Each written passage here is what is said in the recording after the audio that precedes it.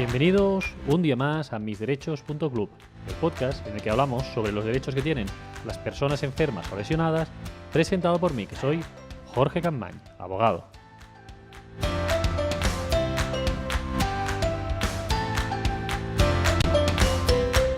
Muy buenos días a todos y feliz miércoles 27 de febrero de 2019, en este episodio que es el número 82 y que vamos a dedicar a contestar a las preguntas de la audiencia.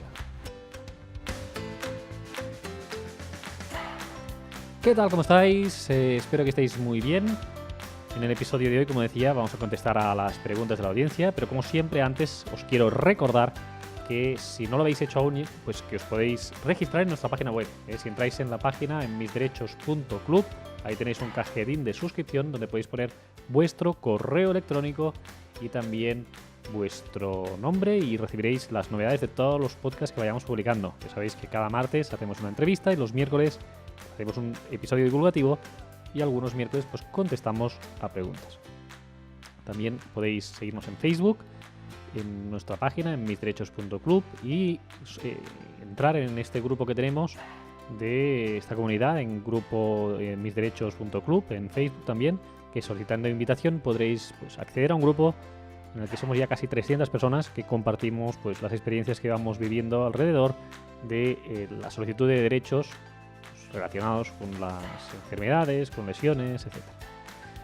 Y por último, sabéis ya también que podéis encontrarnos en YouTube, que estos podcasts, además de escucharlos a través de iVoox o de iTunes, podéis también pues, verlos, porque se están grabando a la vez que estoy pues, haciendo este podcast, y lo podéis ver también por YouTube, donde tenemos el canal es Mis Derechos Club, y ahí tenéis pues más de 220 suscriptores y esperamos que vaya creciendo.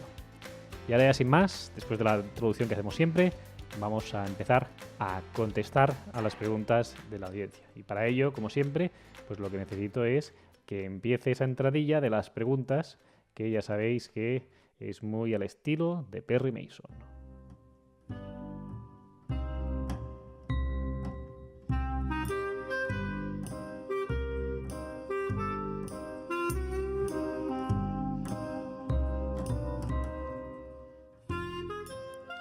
Y con esta música empezamos a contestar las preguntas.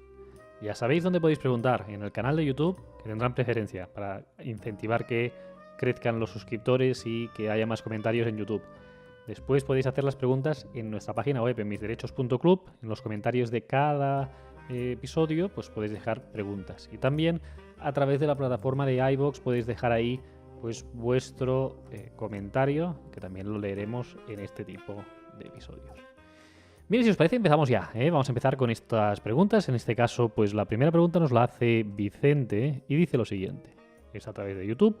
Dice, hola Jorge, tengo dudas. Fui autónomo en el año 2000 y me quedó una deuda con la Seguridad Social por unas actas de liquidación, que aún soy deudor. Ahora en 2019 me encuentro con problemas de salud graves, de apnea del sueño grave, problemas cardíacos, depresión mayor grave, síndrome femoropatelar bilateral.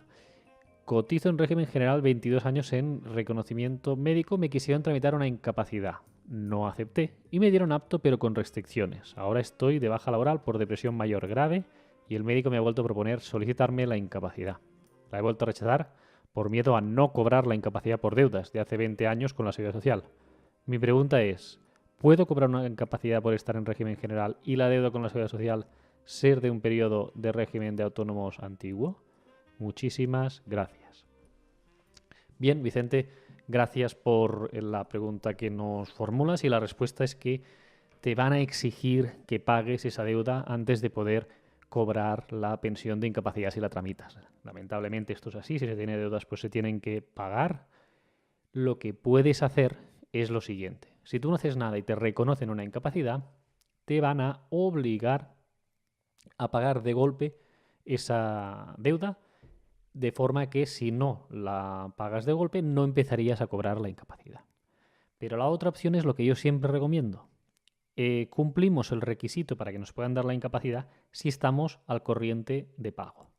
Si tú fraccionas esa deuda y llegas a un acuerdo para pagar esa deuda de forma fraccionada, vas a poder cobrar la incapacidad. porque se entiende que aunque tengas deuda, si la tienes fraccionada y la estás pagando, estás al corriente de pago y por lo tanto, cuando te reconozcan una incapacidad, aunque sea por régimen general y la deuda sea de autónomos, estarás al corriente de pago y por lo tanto podrás ir cobrando la pensión de incapacidad, ¿eh? Siempre que evidentemente pues, vayas pagando ese fraccionamiento al que te has obligado con la seguridad social. Así que ese es mi consejo. Mucha suerte, Vicente, y espero que nos digas a ver si finalmente lo has hecho así y solicitas la incapacidad, que en el caso que nos expones con una depresión mayor grave, pues creo que lo más probable es que te la pudieran reconocer. Vamos con otra pregunta que nos la hace en este caso Marta Campelo, también en YouTube, y dice lo siguiente. Hola, ¿qué derechos tengo a nivel de ayudas? Tengo una incapacidad absoluta por hernia operadas L3, L4, L5 y S1. Me han realizado 4 operaciones, artrodesis instrumental, que me afectaban las mismas piernas. Me afecta la movilidad, también a la hora de vestirme, no puedo coger pesos y me siento agotada a poco que me muevo. No puedo estar mucho tiempo levantada, ni ando sentada ni acostada. Me han quedado secuelas de muchos dolores y de lo que he dicho antes. Gracias.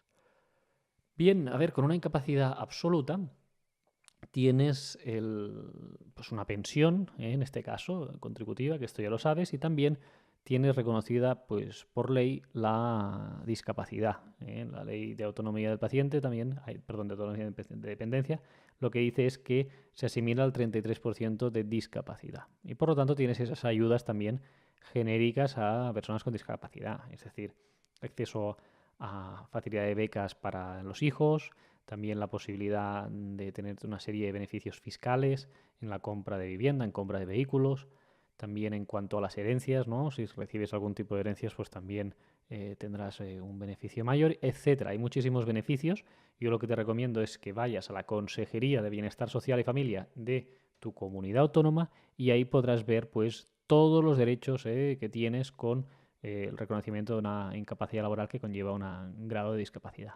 Al respecto a esto, vamos a hacer una serie de vídeos especiales en mi despacho, en Campaña Abogados, sobre una sentencia que ha salido del Tribunal Supremo que cuestiona esa igualdad entre incapacidad y discapacidad. Por lo tanto, me remito a ello si escucháis esto más tarde y podéis ver estos vídeos de mi despacho, de Campaña Abogados, y a partir de ahí también tener un poco más de claridad en relación a si con una incapacidad permanente se asimila todos los derechos que tienes de una discapacidad, porque esta sentencia del Supremo que salió el año pasado lo matiza un poco. Muchísimas gracias por la pregunta, Marta.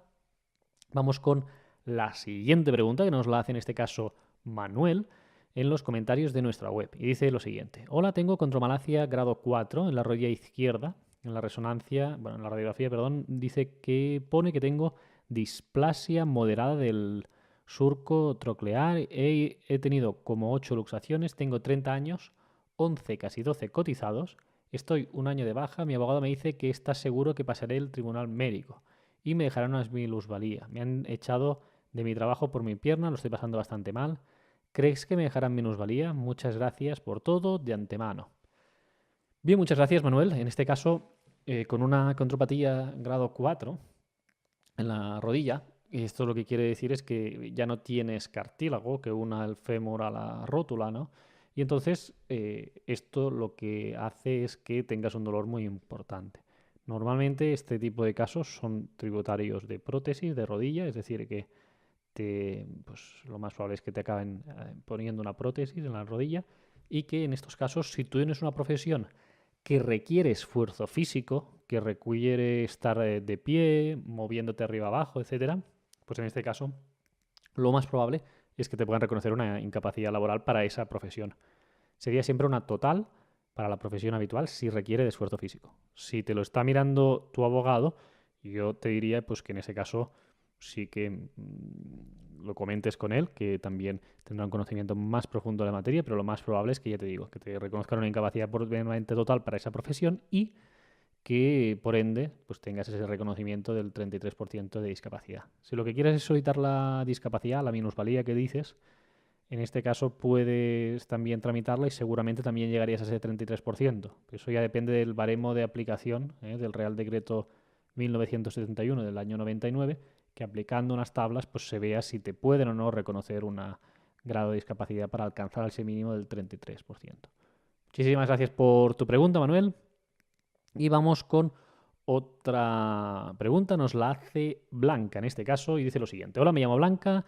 A mi madre de 78 años le implantaron un neuroestimulador medular en el mes de marzo de 2018, sin ningún tipo de prueba externa previa ni estudio psicológico en el Hospital Clínico San Carlos de Madrid. Las únicas pruebas que tenía hechas mi madre eran una resonancia magnética de 2014 y una radiografía de 2016. Nada más. A partir de la segunda intervención, a partir de la segunda semana de la intervención, con anestesia general, nada ambulatoria, comenzó con mucho dolor en toda la espalda. Tras 4 reprogramaciones sin éxito y casi sin poder caminar, el 24 de octubre se lo quitaron. Ahora continúa con muchísimo dolor y su calidad de vida se ha deteriorado muchísimo. Ha sufrido varias caídas, incluso en casa, con varias lesiones, porque tiene mucha inestabilidad al caminar y claudicación. Ha tenido que incrementar considerablemente la cantidad de analgésicos. En estos momentos está con tampetadol, pero en estos meses ha tomado de todo. En el clínico nos han dicho literalmente que era un aparato carísimo, lo mejor de lo mejor, y como que su cuerpo lo ha rechazado y ya no pueden hacer nada más. Bien, esto a veces sucede, Blanca. Los neuroestimuladores, pues como opción terapéutica, están mejorando muchísimo. Pues ya hablamos de ellos, sobre todo también con esta entrevista a la presidenta de la Asociación de España de Personas Implantadas, ¿no? Con Teresa Morales. Y en estos casos, ya te digo, han avanzado muchísimo la técnica de lo que era antes a lo que es ahora, sobre todo en cuanto a la eficacia de los tratamientos y en cuanto al tamaño. Antes eran muy grandes los aparatos que tenían que llevar de los neuroestimuladores, cada vez son más pequeños, se implantan y el portador pues cada vez lo nota muchísimo menos y cada vez tienen más datos. Está evolucionando muchísimo. Por desgracia a tu madre, Blanca, no le funcionó, pero sí que están sirviendo a muchas otras personas que tienen este tipo de dolor. Y insisto, a veces no es la solución a todo este tipo de dolor, pero supone a veces ventajas también con respecto a otros procesos como pueden ser una artrodesis, ¿no? Como nos comentaba en la pregunta anterior Marta, ¿no? También, que tenía una incapacidad absoluta.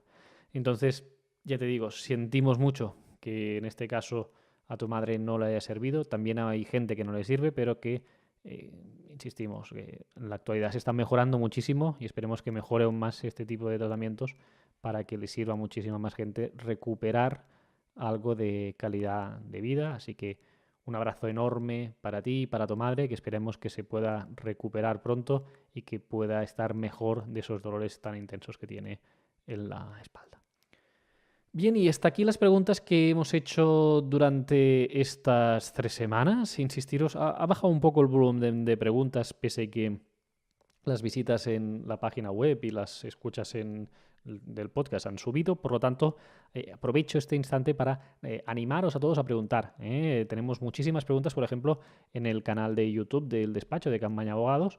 Si bien es cierto también que hay mucha más audiencia ahí que en el canal que tenemos en Mis Derechos, que es muy pequeño, pero insisto que preguntad aquellas cosas que queráis, que le daremos preferencia también sobre todo a esas preguntas que sean sobre lo que hemos tratado en las últimas semanas, pero que, insisto, aquí es un ambiente un poco más relajado, ¿no?, que los otros proyectos que tengo, que podemos alargarnos más a la hora de preguntar y de responder, será más como una tertulia. Por lo tanto, agradeceros a todos aquellos que habéis preguntado y aquellos que no os atrevéis a preguntar, pues oye, preguntad, que simplemente esto va a ser anónimo, yo digo el nombre de la persona y ya está, pero que preguntad porque ayudaréis a muchas otras personas y estos episodios pues necesitan de estas preguntas vuestras para poder seguir adelante.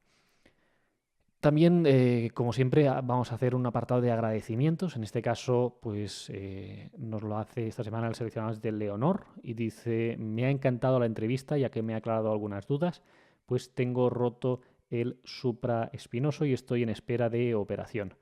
Muchas gracias. Bien, muchísimas gracias a ti, Leonor, por ese agradecimiento de la entrevista que le hicimos al doctor de la Cuadra hablando sobre, pues en estos casos, lo que serían las patologías de hombros, ¿no?, de los manguitos rotadores, del supraespinoso, etcétera. Así que muchísimas gracias, Leonor, porque esto nos ayuda a seguir semana a semana con los vídeos, con los podcasts que vamos haciendo para vosotros.